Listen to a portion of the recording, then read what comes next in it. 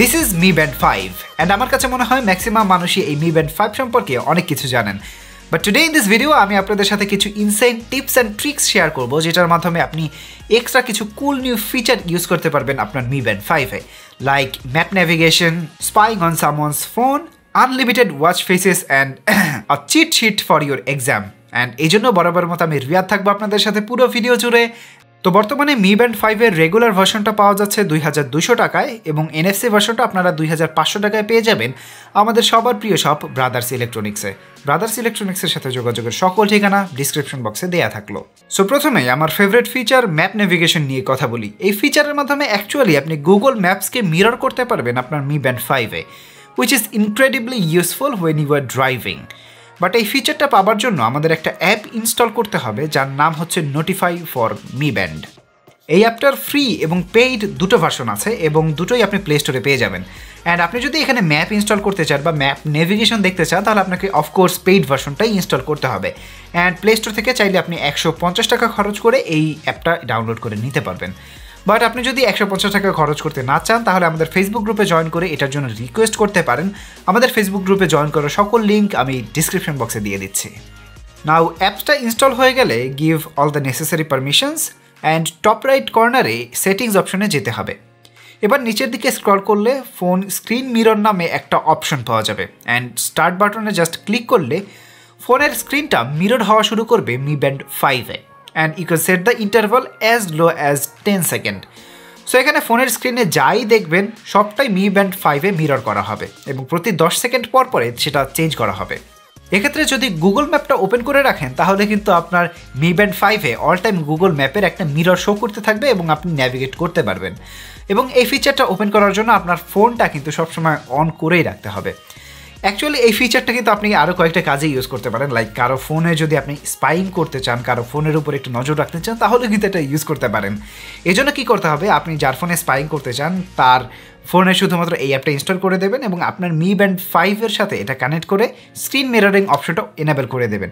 তাহলে আপনি দেখতে পারবেন সে আসলে ওই ফোনের মাধ্যমে কী করছেন আপনার Mi Band 5-এর মাধ্যমে সেটা দেখতে পারবেন। বাই দ্য ওয়ে, আপনারা যদি স্ক্রিনটাকে অফ রেখে ম্যাপ নেভিগেশন চান তাহলে উপরের মেসেজ আইকনে ক্লিক করে অ্যাপ সেকশনে যেতে হবে এবং সেখান থেকে ম্যাপসটাকে এনেবল করে দিতে হবে। অপশনটি এনেবল করে রাখলে শুধুমাত্র নেভিগেশন নোটিফিকেশনগুলো ফুল স্ক্রিনে দেখতে পাবেন, যেটা অনেক বেশি হেল্প করবে আপনাদের।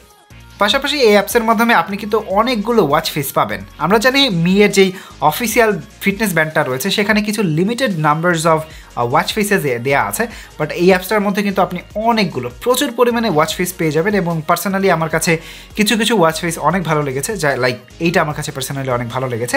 চাইলে আপনারা সেটাও ইনস্টল করে নিতে পারবেন এই অ্যাপের মাধ্যমে।